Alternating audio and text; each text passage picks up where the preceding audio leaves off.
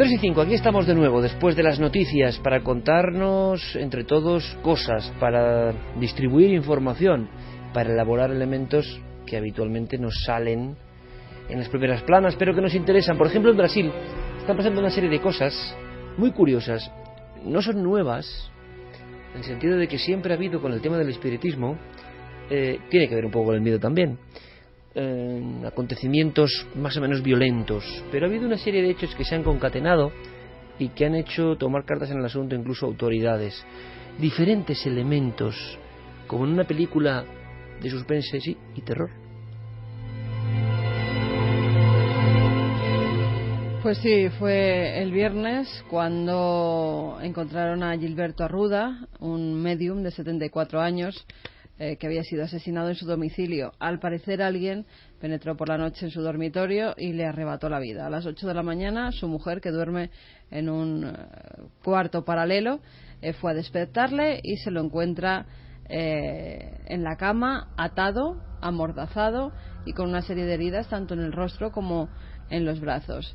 Gilberto era el director del mayor centro espírita de Río de Janeiro, se llama Lar de Frei Luís, y además este hombre se caracterizaba por ser un médium de incorporación, es decir, al parecer su cuerpo era poseído por el espíritu de un médico alemán que pues está entre la verdad y la leyenda. No se ha podido demostrar nunca que ese médico alemán viviera. Se llamaba Frederick von Stein, según decía este médium, y atendía a los soldados de la Segunda Guerra Mundial, y durante un bombardeo pues muere.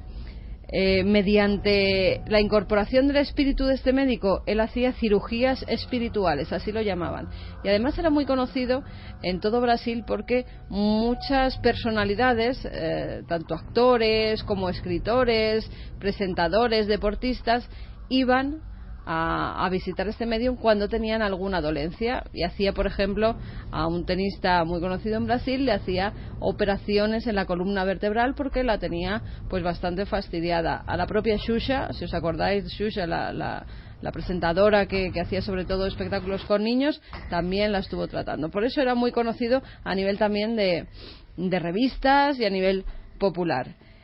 La policía por el momento no sabe quién ha podido ser el asesino, sobre todo porque se encontraba dentro de ese centro, dentro del Lar de Frei de Luís, con varios vigilantes de seguridad que no notan nada en ningún momento. Hay cámaras de seguridad también que está investigando la policía, las está revisando para ver si han podido grabar al intruso o intrusos que se introdujeron en el dormitorio de este hombre y acabaron con su vida. La hipótesis que se está manejando es que puede ser algún caso de intolerancia religiosa. Eso es lo que dice la policía. Sí es cierto que este hombre, el medium, puso una denuncia en el año 2011 ante la policía por una serie de amenazas que había recibido de una mujer, una extrabajadora del centro, pero no fue más allá. Con lo cual esa hipótesis parece que la policía la está descartando. ¿Y por qué creen que es intolerancia religiosa? Porque en los mismos días, en las mismas fechas, se han producido varios casos de personas, por ejemplo, que han apedreado varios centros espíritas también de Brasil, e incluso le han dado una pedrada a una niña que estaba saliendo de un culto religioso africano, y la niña que se la ha atendido en un hospital, le han tenido que dar varios puntos, y eran personas que estaban lanzando improperios y con Biblias en la mano. Y eso es lo importante, porque la historia nos suena, la cirugía psíquica, la incorporación de mediums que conectan con entidades ya fallecidas que tienen que ver con médicos. Recordamos el caso polémico de Jarigo, por ejemplo. Es decir, es el mundo del espiritismo que precisamente la semana pasada era motivo de tertulia final. Los mediums de incorporación, la fuerza que estaban obteniendo, la capacidad movilizadora, la capacidad económica, ojo, también, de muchos de estos personajes, la sensación de que el espiritismo es muy espectacular en Sudamérica y sobre todo en Brasil, lo apuntábamos, pero el elemento que faltaba, y curiosamente esta semana ha sido detonante, es una especie de guerra de religiones, o por debajo de las religiones.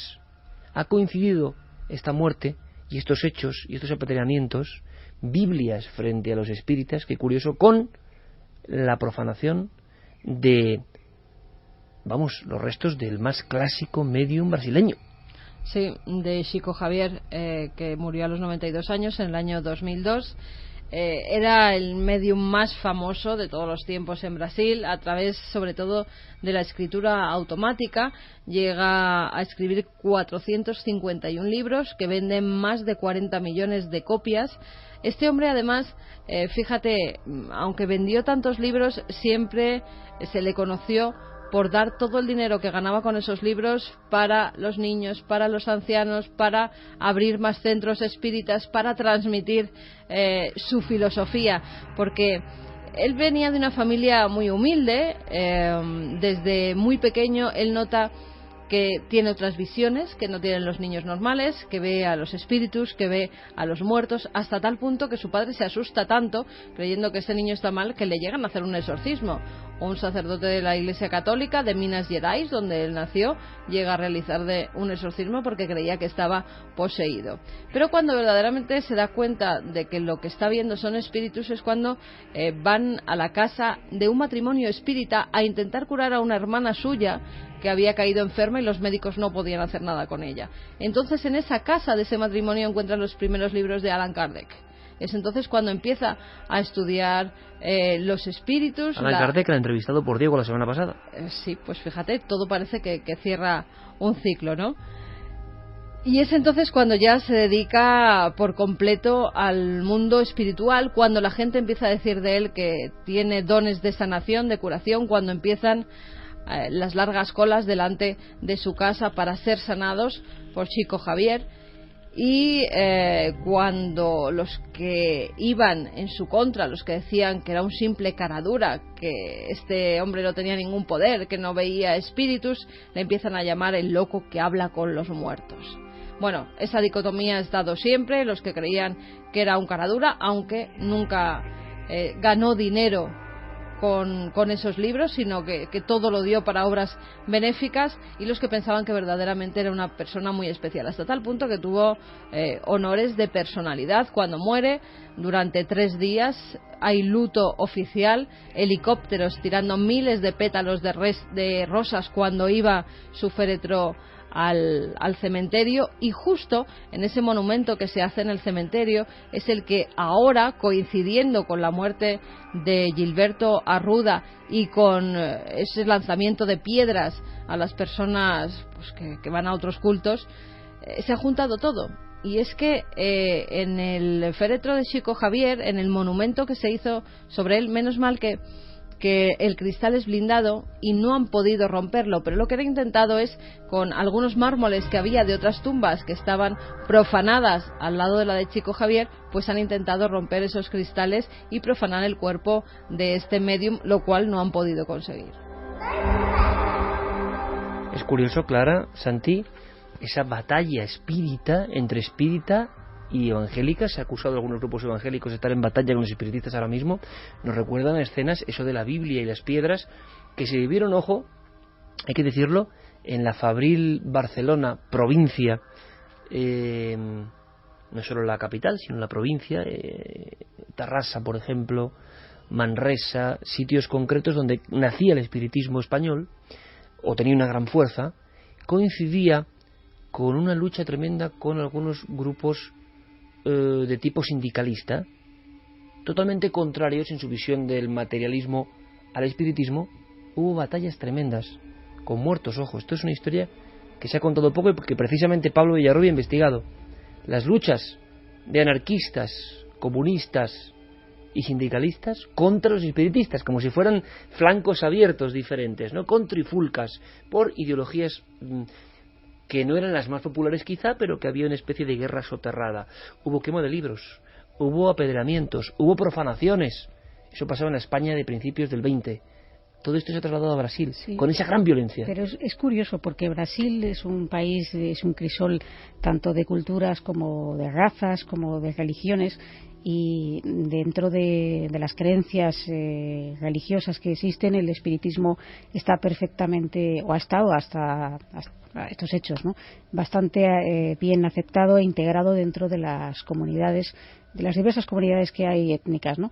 Y de hecho hay no solamente el espiritismo, sino por ejemplo religiones de culto afro-brasileño, como por ejemplo la macumba, el candomblé, todo ese tipo de cultos tienen muchísimos adeptos, y no es algo que esté mal visto, en el sentido que a lo mejor aquí esos cultos podrían ofrecer cierto recelo, ya que son nuevos o se introducen nuevos con la llegada de la inmigración a España, pero allí es todo lo contrario, es decir, esa integración es populares bastante... lo hemos visto, ¿no? Incluso Sí, las estrellas sí. mediáticas acuden a ellos sin problema y sin rubor. Claro, entonces a mí me sorprende un poco estos hechos. No sé si se habrá ocurrido recientemente algo que no estamos muy al Se haya cabo de la calle. desencadenado todo esto, ¿no? Sí, sí ha ocurrido recientemente.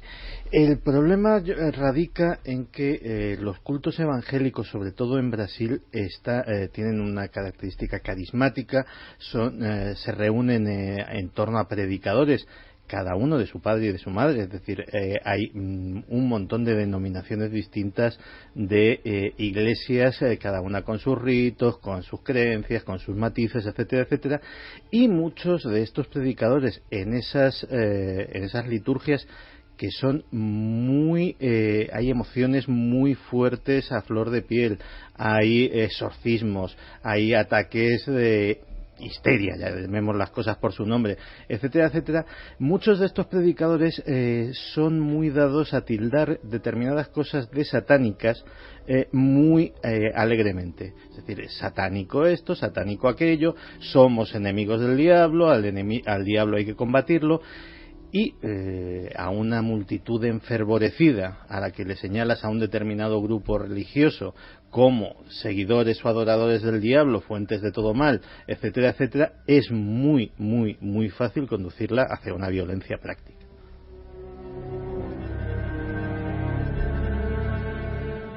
Vamos a cambiar el tercio.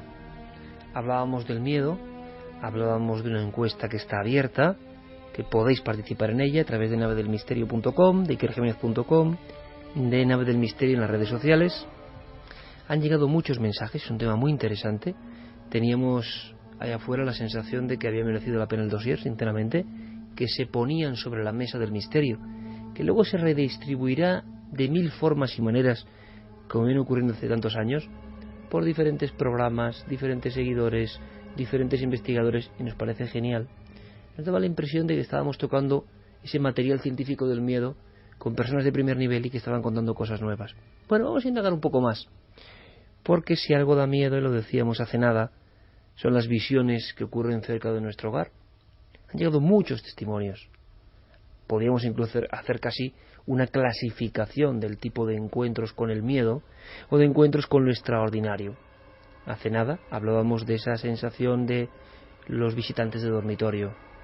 Un programa de impacto porque en el fondo tocaba un miedo ancestral. Y eso que tenemos la sorpresa esta noche de que el miedo a lo sobrenatural, y vaya si no engloba un sinfín de cosas ese término, no es de los más destacados. Yo me lo esperaba, precisamente por la educación o la familiaridad de ese tema para nuestros oyentes en general.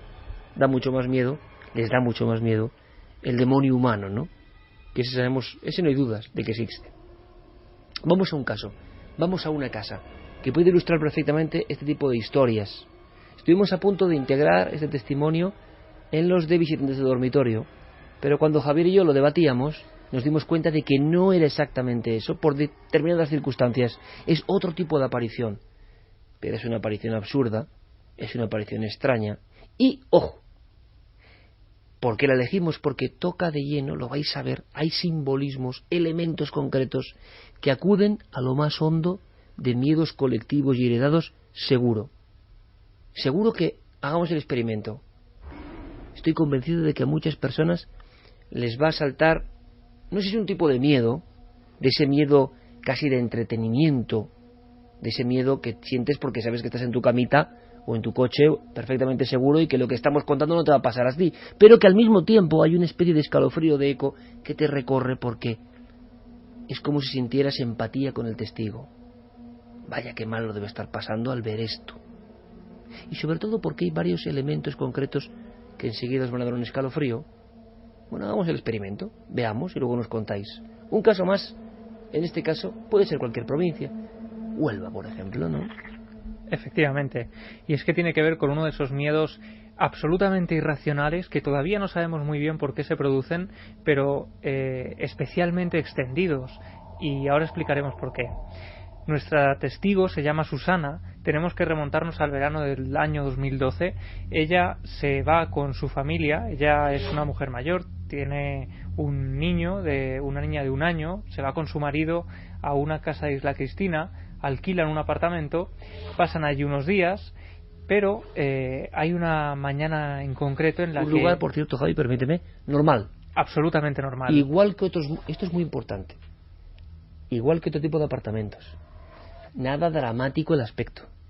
Una de esos instalaciones, ubicaciones vacacionales, ¿no? Sí, es importante verlo. De estilo funcional, clásica de las construcciones de los años 80, cuando se construyen en lugares de playa muy cerca de la costa. Uno de esos lugares en los que cualquiera de nosotros podemos ir este verano a pasar las vacaciones. Lo que ocurre es que una mañana, cuando ellos van a la playa, pasan allí el día, y a eso de las 2 de la tarde aproximadamente ellos regresan para comer en este lugar, y decide dar un baño a su hija para quitarle la sal del agua del mar. Y es entonces cuando ocurre algo que llama la atención de esta mujer. Ella estaba en una de las habitaciones. Hay que decir que la casa está partida por un pasillo central a través del cual surgen algunos dormitorios y el salón. Ella está en uno de estos dormitorios con la niña tumbada en la cama, cambiándola, y entonces ocurre algo. Y la tenía en el dormitorio, la tenía echada en una cama, en la cama que nosotros dormíamos, y yo estaba justo enfrente de la puerta por la que se accedía al dormitorio. Era un apartamento normal, donde los dormitorios pues estaban distribuidos a lo largo de un pasillo. Y en una de las veces que llevo ya un rato mirando hacia abajo, poniéndole el pañal a mi bebita, levanto la mirada, levanto la cara y veo a esta figura como forma de payaso.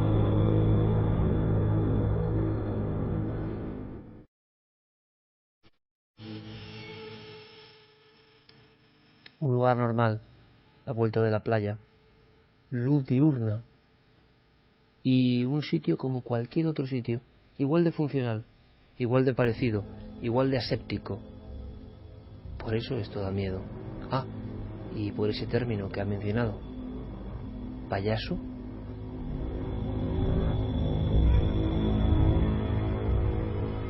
Lo absurdo, pero al mismo tiempo la sensación, quizá interpretada por ella, ojo, de algo que luego lo explicaremos, que se ha empleado permanentemente, incluso como reclamo del miedo. Nunca nos hemos encontrado un caso de este tipo, por eso es importante detallarlo.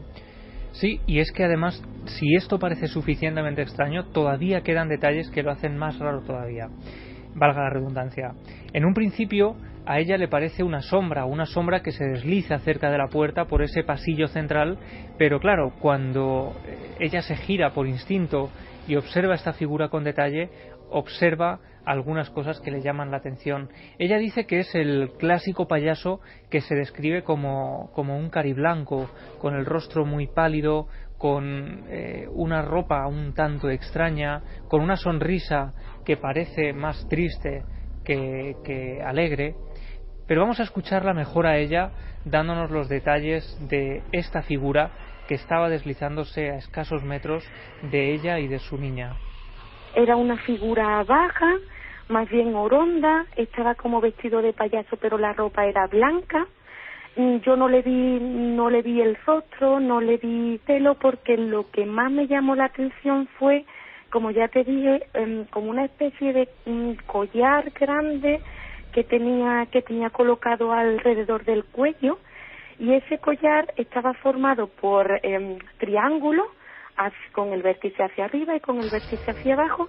Y lo más sorprendente, lo que más me sorprendió fue que ese collar rotaba en el color. Se ponía a lo mejor rojo, verde, azul, amarillo, naranja, y otra vez cambiaba, como si estuvieran en continuo movimiento.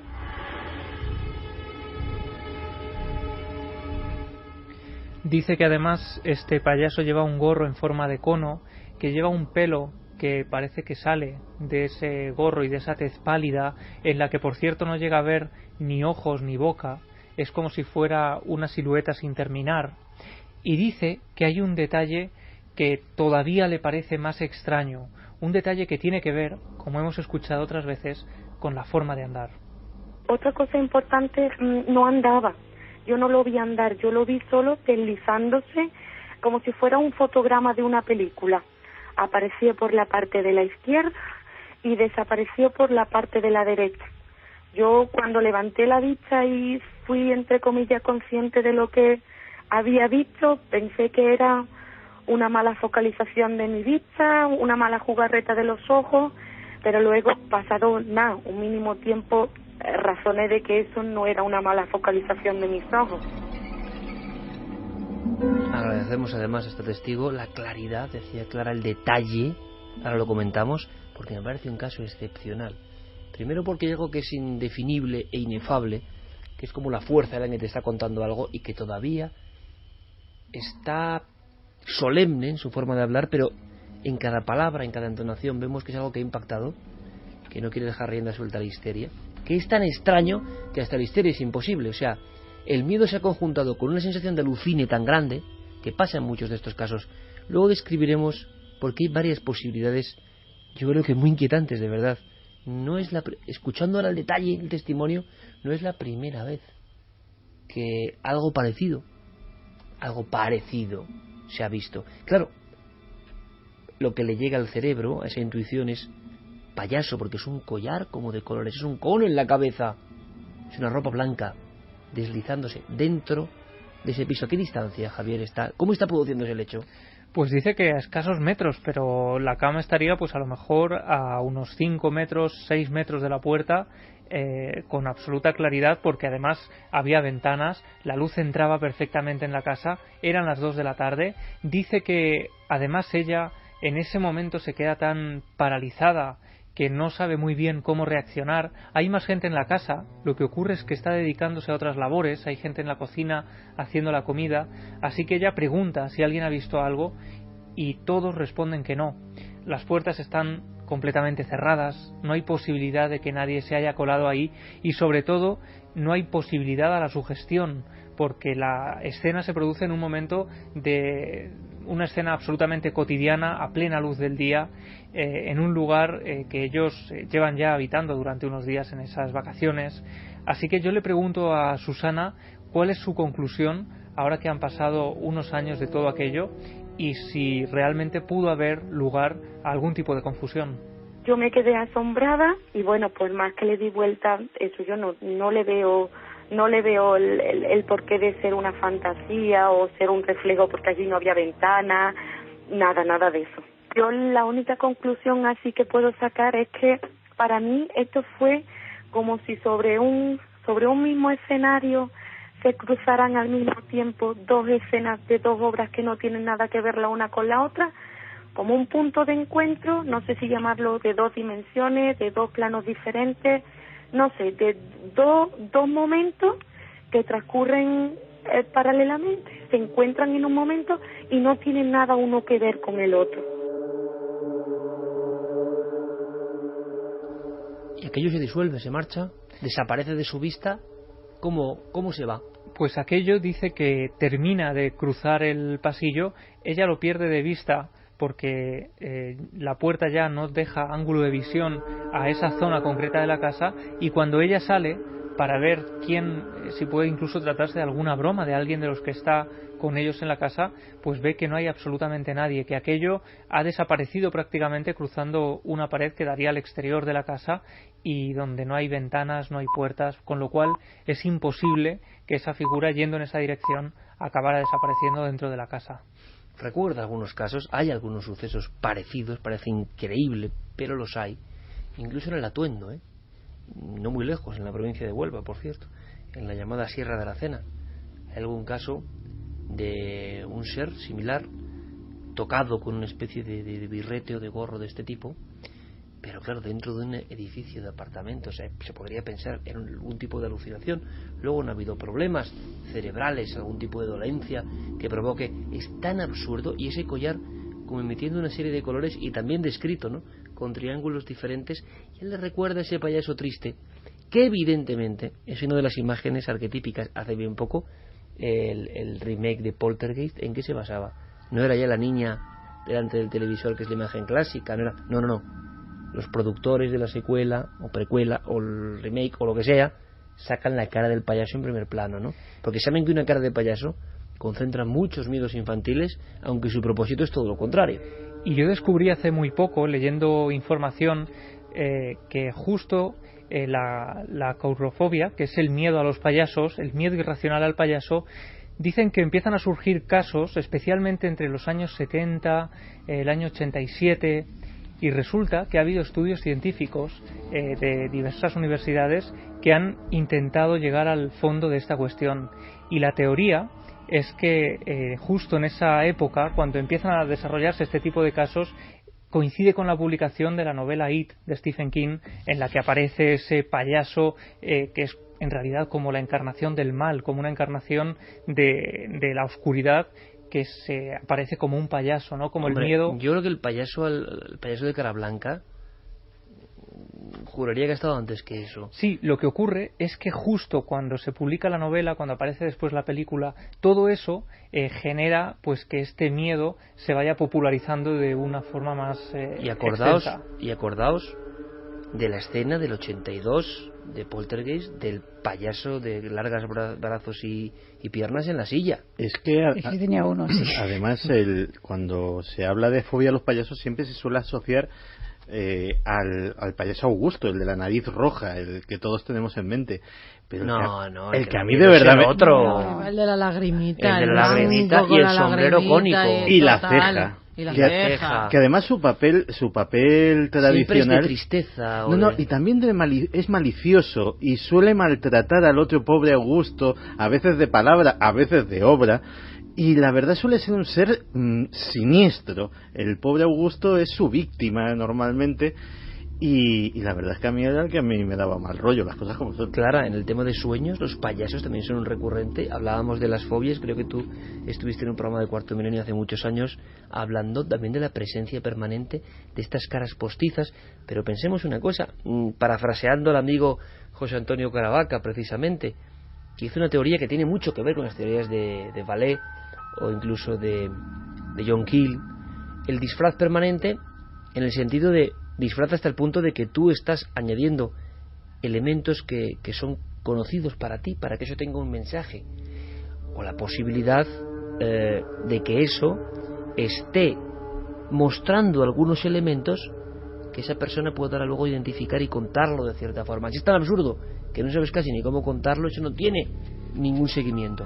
Si tú puedes decir que eso se parece a un payaso, luego que está manifestando elementos para tu comprensión. Pero los payasos, no sé desde cuándo, pero han estado, y ahora seguro que muchos oyentes reivindican esto, en las pesadillas. Hay algo en la imaginería del payaso que hace que se convierta en fobia con el paso del tiempo. Es increíble. Es muy curioso porque realmente en la figura del payaso como tal se supone que es la de hacer reír, la de proporcionarnos diversión y entretenimiento durante un tiempo, ¿no? Pero la verdad es que hablas con mucha gente y te das cuenta de que no es una cosa de decir, bueno, pues serán 4 o 5 personas que les pasa esto. No, mucha gente les pasa que ese payaso le da mal rollo. Nosotros teníamos un payaso de esos de piernas largas en una silla, además en época de los 70 en todas las de España, sí, estaba ese payaso que terrible. Yo no sé quién compró eso, porque desde luego a nosotros nos horripilaba y el misterio es que nunca nadie lo había comprado. Claro, estaba ahí aparecía en las silla, casas, pero nadie lo había comprado. Mirando fijamente, y a veces mi hermana se levantaba y lo tenía que sacar de la habitación porque no quería tener eso ahí, claro. Y lo que le quería preguntar a Javi, por si sabe este detalle, es que cuando ella, la testigo, ha descrito lo que ella pensaba con el paso del tiempo que podía haber sido como 2 escenarios diferentes que se encuentran en un momento determinado, es si ella refirió en algún momento si aquella figura la vio a ella. No. De hecho, por eso ella cree que es como un cruce de escenas, porque Y ese es otro detalle muy interesante, Clara, porque ella dice que es como si aquello estuviera teniendo lugar en otra realidad, como si estuviera ajeno a todo lo que había a su alrededor. Es otro detalle que es verdad que se repite constantemente en este tipo de casos. Pero es una cara ovalada blanca, ¿no? Un poco como un huevo realmente. Sí. No hay ojos, ni boca, ni nada. Es el collar de colores y el gorrito cónico lo que hace pensar en un payaso, pero eso no tiene por qué ser un payaso. Hay casos a este nivel de absurdez, y comentábamos algunos. Me ha venido a la mente uno bastante impresionante que investigó en su día Ángel Briongos, años 90, y me acuerdo perfectamente cuando lo repasamos, daba mucho miedo. Claro, también se puede pensar en alucinaciones, ¿no? Alguno de estos casos podría ser una alucinación muy compleja y muy terrible, ¿por qué no? Pero es que me da lo mismo, ¿por qué alucinas con eso? Y creo que lo he contado en Cuarto Milenio en alguna ocasión, en el pueblo de Cuarte, cerca de Zaragoza, un niño que en ese caso está comiendo con sus familiares en la cocina. También es lo mismo, hay gente en la cocina, pero él está delante de una mesita redonda que da a una ventana. ¿Que da a dónde? Da al típico patio interior de bloques que están creciendo en el exterior de este pueblo de Zaragoza, un pueblo próximo ya a la urbe, y entonces está esa mezcla rara de medio campo, medio ciudad. No es campo del todo, tampoco es ciudad del todo, son grandes bloques de pisos que están ganando territorio. ¿Qué hubo allí? No lo sé. Pero lo que cuenta este niño, de unos 9 años, es que se queda pegado a la ventana, que por cierto está abierta, si no recuerdo mal, cosa que le da mucho miedo porque cree que eso que parece que es una bolsa de basura flotando puede entrar dentro de la casa. Entonces, el miedo se queda paralizado porque es pleno día, es pleno sol. Aragón, pleno sol, día normal y corriente.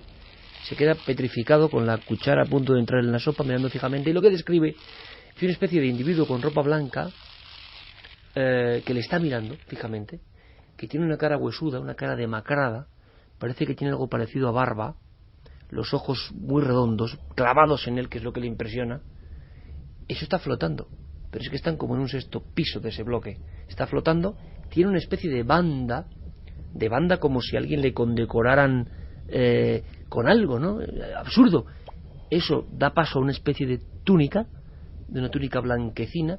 Las manos son mortecinas, son como de un esqueleto, no de esqueleto, sino de persona desnutrida.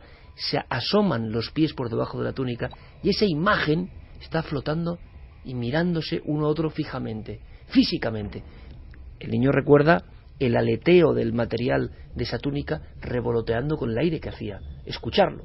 Claro, también uno al ver esto y que eso luego se disuelve podría pensar lógicamente en alguna imagen en la mente de ese niño brutal, de tipo bíblico o de tipo, y que se te quede en el subconsciente y tú lo proyectes ahí en ese momento absurdo. Pero desde luego esta persona, cuando entrevistó a Ángel, y yo pude conocer la historia en su día, en el año 95, investigando con él por tierras de Aragón, el impacto, el miedo, el suceso se había quedado ahí. O sea, no es como cualquier cosa, se había quedado a lo largo de prácticamente 20 o 30 años, ¿no?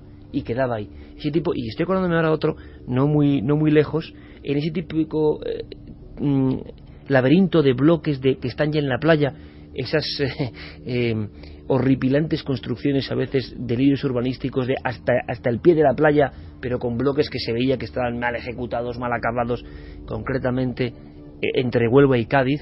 Y una pintora célebre, no sé si te acuerdas del caso, que está pintando en el exterior de su pequeño balcón muy estrecho, y entonces mira abajo. Es el absurdo de estos casos que yo no sé ni dónde ubicarlos, ¿no? Y ve un extraño individuo que le parece un danés, que tampoco sería tan extraño por esa zona, ¿no? El pelo blanco albino, pero de inmediato se da cuenta de que se están observando mutuamente. Y es una mujer que es una importante pintora, por cierto, le pone un poco en guardia, le da un poco de miedo. Sigue mirando y aquel individuo que sonríe con esa sonrisa propia del payaso o de algo postizo que te revela lo que contabas antes al principio, una sensación interna de que no está pasando algo normal.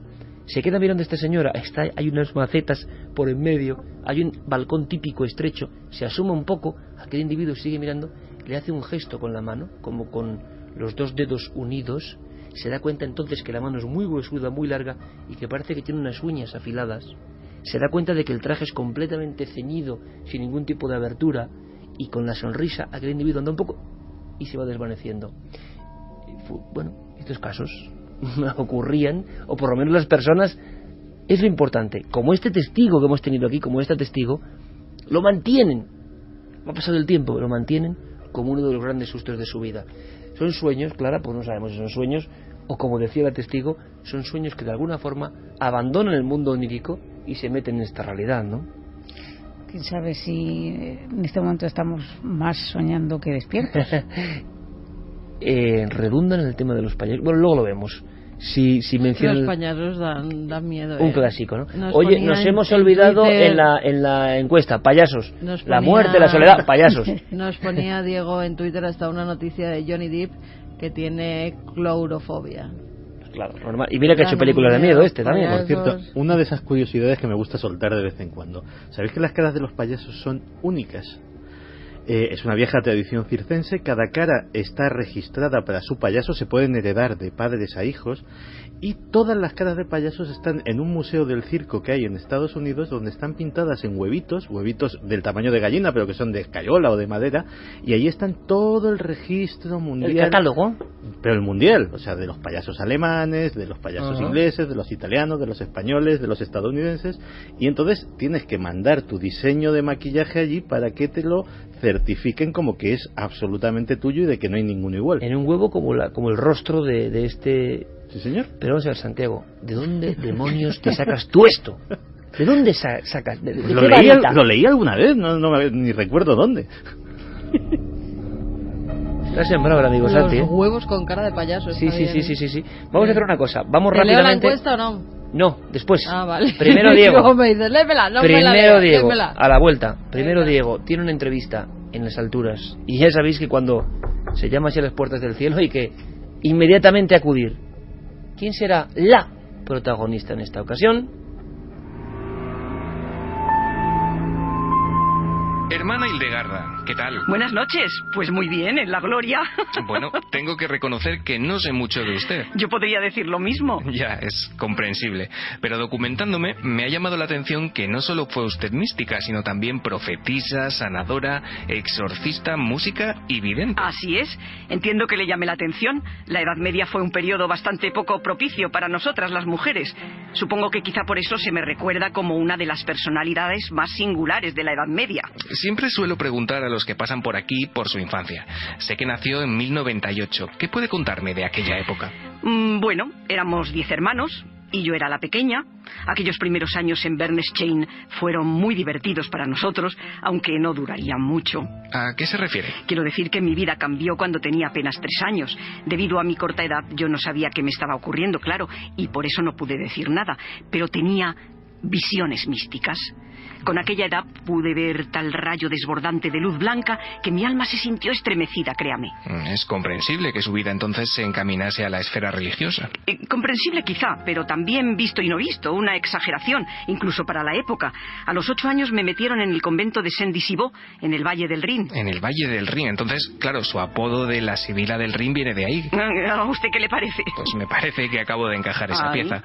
¿Y qué tal resultó la experiencia? Mejor de lo que me esperaba. Era una orden benedictina. Por suerte encontré ayuda y sobre todo comprensión en la figura de mi superiora. Es importante sentirse comprendida en estos trances, o al menos para mí lo fue.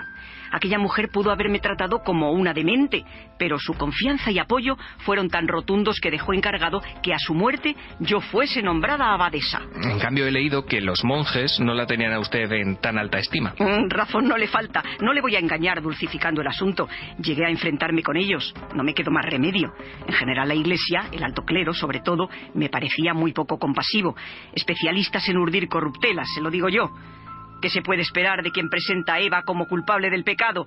Eva fue solo una víctima de Satán, el ángel caído que la envidiaba por no poder crear vida. Es decir, que las cosas se pusieron feas con sus superiores. Bastante. Las tensiones fueron en aumento y claro, pasó lo que pasó. ¿Qué pasó? Pasó que fundé mi propia comunidad de religiosas cerca de Bingen. Con los monjes una mujer como yo nunca hubiera podido predicar en público ni hacer exorcismo. Ni pensarlo. ¿Y cuándo llegó el punto culminante de sus visiones? Lo recuerdo como si fuera hoy. Tenía 42 años y 7 meses y una luz cegadora de gran brillo procedente del cielo inundó toda mi mente. ¿Era como la que vio siendo niña? No, esta vez era como una llama que no se quemaba, sino que parecía inflamarse. Aquella luz prendió mi corazón y todo mi pecho, como el sol que calienta un objeto con sus rayos. De repente pude saborear la comprensión de cuanto se narraba en los libros. Vi el Salterio claramente, y los Evangelios, y otros libros católicos del Nuevo y del Viejo Testamento. Una experiencia de luz mística, como las llamaba Mircea Eliade. Si usted lo dice. Pero hay quien apunta que todo eso pudo deberse a simples jaquecas, por ejemplo, Oliver Sacks. Eso dígaselo usted al Papa Eugenio III. ¿Cree que alguien como él prestaría atención a una religiosa con dolor de cabeza? Al contrario, él sabía que todo era cierto, y por eso me dedicó unas palabras de alabanza en el concilio de Tréveris. Ya. Lo que sí me gustaría saber es por qué dicen de usted que es la patrona de la medicina natural. Ah, ¿eso dicen? Pues debe ser por mis libros sobre artes curativas. Vamos, digo yo. Fui la primera en escribir el único tratado médico firmado por una mujer en Occidente en el siglo XII. Seguro que su fama aumentó considerablemente. No crea. En todo caso, pudo aumentar entre los peregrinos que, procedentes de todo el continente, llegaban al monasterio. Buscaban consuelo espiritual, pero también físico. Querían que yo les curase. Una vida muy completa la suya. Y más que podía haberlo sido. No le he dicho que compuse 78 obras musicales. Algunas deberían sonarle a usted. Desde 1979 se han lanzado unos 35 discos basados en ellas. El concepto de una monja con inquietudes musicales me suena y mucho, pero creo que no hablamos de lo mismo. Buenas noches y muchas gracias. A usted. Toda la actualidad en torno a nuestros programas en navedelmisterio.com, el portal hacia lo desconocido. Búscanos también por Nave del Misterio en Twitter, Facebook y Google+. 13:47 de Alan Parsons Project, homenaje ni más ni menos que a un grande, recordado hace poco, y evidentemente tiene que salir esta noche, Edgar Allan Poe.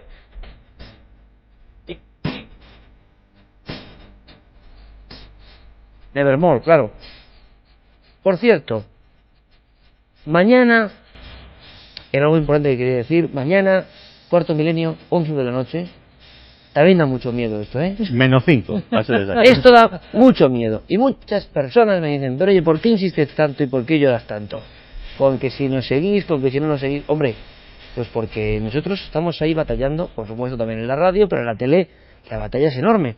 Y por fortuna, solo puedo decir que son buenas noticias, que esta 10ª temporada en la televisión ha sido maravillosa, va a acabar dentro de poco, pero que cuando nos pasan, por ejemplo, a las 11, que muchos reclamáis que el programa está a las 11, eso implica varias cosas. No sé si me meto en camisa de 11 varas, pero que es mucho más difícil, porque la competencia es mucho más difícil, que las 11 es prime time hoy en día, y por lo tanto, también hay mucha publicidad, claro, evidentemente, porque de eso vivimos, y vive la televisión. Así que os pido calma y que nos apoyéis, claro, porque no son fáciles estos saltos, pero habrá cosas que merezcan muchísimo la pena. Mañana vamos a convocar, entre otros, a Nieves y a Enrique. Y que en Gijón, repetimos toda la información, en el Palacio de Revilla Gijedo, trasladamos la exposición de Cuarto Milenio. El lugar es maravilloso, tenéis toda la información, Guillermo León da todos los links, todos los datos instantáneos. Habrá Noche del Misterio, que la hacemos, Carmen, la vamos a hacer mano a mano, y va a ser de miedo, curiosamente. Sí, es verdad que está todo agotado en la Noche del Misterio, no en la Expo, por supuesto. Creo que Sergio está preparando unas cosas que me decía él mismo, es que me da estar viendo a mí, pero ha tocado en Gijón, en otras tocará otras cosas, así que nos vamos a Gijón y habrá novedades importantes, amigos. La exposición no va a ser exactamente la de Madrid, será con elementos, evidentemente, del programa, pero hay novedades importantes, así que Palacio de Revilla Gijedo, a partir del próximo viernes, ¿no? A partir del próximo viernes estaremos con la rueda de prensa, estaremos con la inauguración y demás. Y la semana que viene, que terminamos prácticamente la temporada de Milenio 3, el próximo día 27 de junio, y atentos a las redes sociales, estad informados de todo lo que vayamos contando, porque hay cosas importantes, amigos. Y atentos a la encuesta, vamos a ver cómo queda. Violencia humana ha ganado 42%, enfermedad 16%, muerte 13%, soledad 11%, locura 9%, lo sobrenatural 5%, oscuridad 4% y animales tan solo el 1%. Claro, la muerte es el gran miedo universal, la gran incógnita, nadie sabe. Sin embargo, hay varias áreas que quedan por encima de la muerte. la violencia humana, la soledad, si no me equivoco, la enfermedad. La enfermedad. Por encima de la muerte. Sí. Bueno, eso demuestra algo, ¿no? Gracias a todos los que habéis La muerte intervenido. es la tercera, ¿eh? La soledad la cuarta. O sea, violencia humana, enfermedad y muerte, son los tres. La soledad es un miedo terrible, porque el que tiene miedo a la soledad en el fondo se tiene miedo a sí mismo.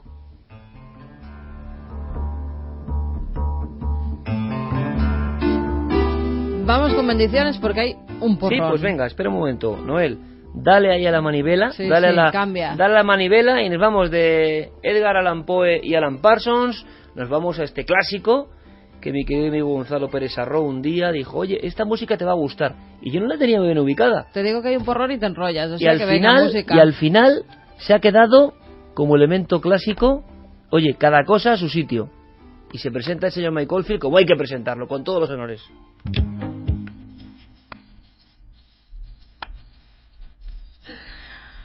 Vamos con los mensajes. Nos dicen buenas noches milenarios. Os escribo para daros las gracias por la labor que hacéis. Tengo un programa de radio online llamado La Clave y deciros que sois el ejemplo que estamos siguiendo. Yo me dedico a trabajar con jóvenes en situación de exclusión y esos jóvenes se han motivado gracias a vosotros. Por todo ello, deciros que seguid así que conseguís que gente como mis jóvenes se motiven para investigar y querer descubrir. Gracias de verdad. Atentamente, Antonio Rodríguez, desde la Cuenca Minera de Teruel, desde Utrillas. Se llama La Clave. Familia. La Clave, Un sí. clásico elegido, programa. Pues muchas gracias. A veces hacen comentarios sobre la gente que hace podcast como así, como riéndose, yo no lo acabo de entender. Porque me parece que hay gente absolutamente entusiasta y hay que aprender de todo el mundo. A veces se tiene miedo a las nuevas cosas que surgen. Francisco Estepa López dice, buenas madrugadas, mi nombre es Francisco, a día de hoy me es difícil elegir un miedo en concreto. Me gustaría que esta noche dedicaseis un momento para enviar vuestra bendición milenaria a mi madre, que por desgracia tiene un cáncer terminal, y a los más de 4.000 vendedores del boleto de la Organización Impulsora de Discapacitados, cuyo puesto de trabajo peligra de forma incomprensible. Gracias por hacerme las noches del sábado más amenas.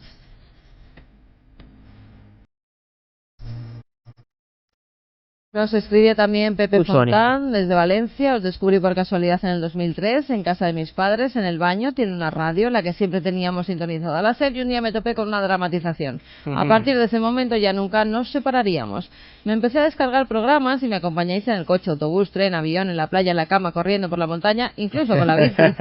Os escribo para pediros una bendición milenaria doble. Una para la recién nacida Alejandra, que nació hace 7 días, y para su hermanita Carlota, que tiene 3 años y medio. Alejandra ya pasó la noche del domingo con cuarto milenio de fondo y Carlota ya os conoce bien. Quería aprovechar para dar las gracias por la labor social que hacéis y que en mi caso me acompañáis a infinidad de sitios. Sois mi compañero de viaje y me entendéis como pocos. No conozco a nadie que os siga, incluso mis amigos se cachondean y muchas veces me siento como un extraterrestre, pero sé que vosotros estáis ahí. Tengo muy claro lo que somos toda la familia milenaria. Estamos juntos. Un beso a todo el equipo. ¿Es un milenario? ¿Dónde es?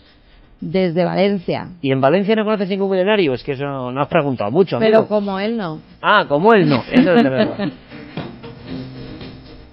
A ver si vamos un día a Valencia con la Expo y montamos una buena, que es tierra que sabemos que nos quiere mucho. Nos saludan desde Ixil, en Yucatán, en México. El motivo de mi correo es para solicitarle que le brindes una bendición milenaria a mi pequeña Lía Ivana, quien ha llegado a este mundo el pasado 11 de junio y que desde ahora se ha unido a esta gran comunidad de milenarios. Desde México, para tierra mágica. Y además nos envían fotos de la pequeña, de toda la familia. Uno a uno nos va poniendo quiénes, con lo cual se lo agradecemos. Claro que sí, un abrazo grandísimo, bendiciones para México.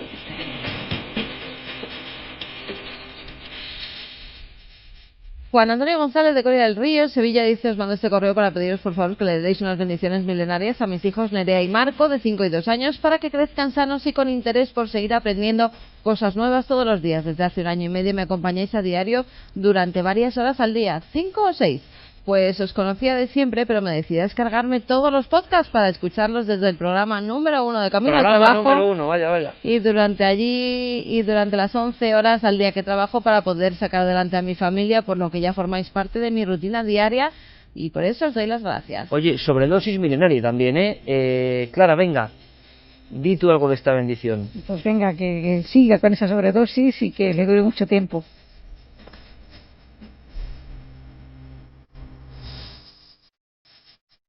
También nos dicen buenas noches, comandantes de la nave del misterio, la primera vez que les escribo y quiero saludarlos y pedirles una bendición milenaria para un niño que ya no está entre nosotros y que el día lunes entró en otro plano astral. Les envío el nombre del niño de 4 años que nos abandonó en Bogotá y se llamaba Jerónimo Rodríguez Carvajal. Les envío una foto del bebé, nos lo decía David Obrugues.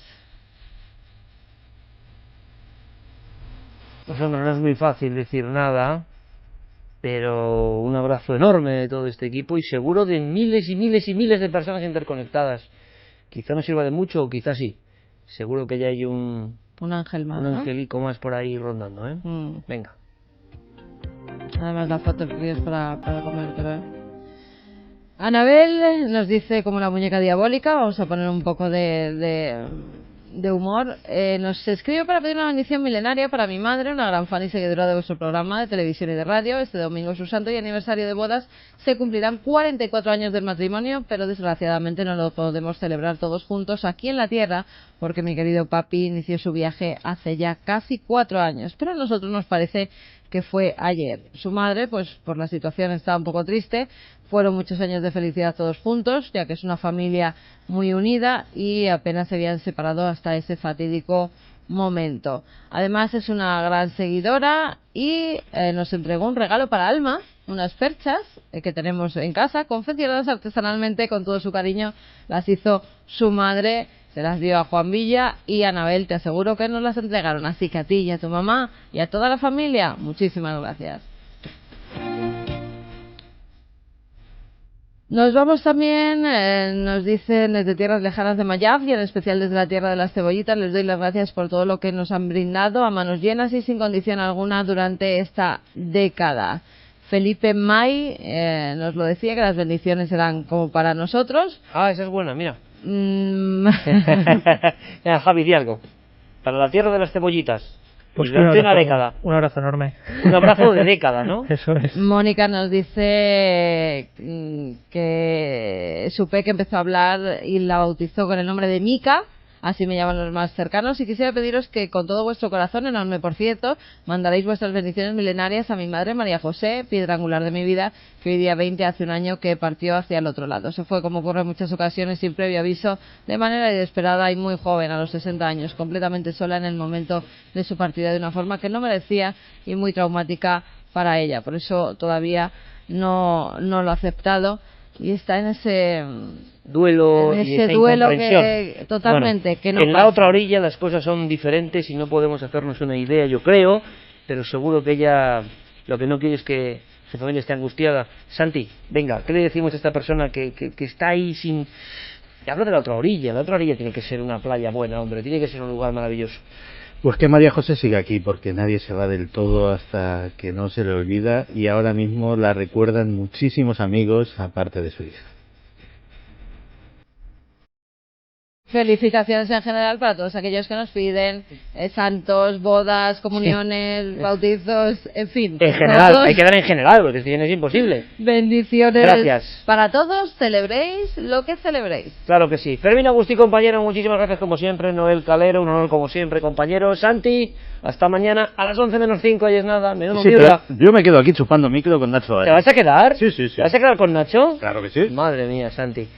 Pues claro que sí, como debe ser, en ese gran programa de Ser Historia de nuestro querido compañero Javi. Hasta mañana. Un abrazo. Hasta mañana. Hasta mañana. Hasta mañana, Carmen. Mañana nos vemos, 11 menos 5, y feliz semana para todos. Y os dejamos con ese gran hombre, Carlos Cala, que tanto tuvo que ver con el nacimiento de este programa el primer día de junio del 2002. Ahí estaba Carlos, muñendo y entre las sombras y motivando tantos sueños, tantas aventuras y tantas cosas que hemos contado en este micrófono amarillo durante tanto tiempo.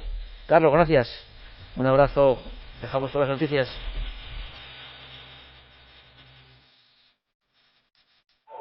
Milenio 3, Cadena Ser.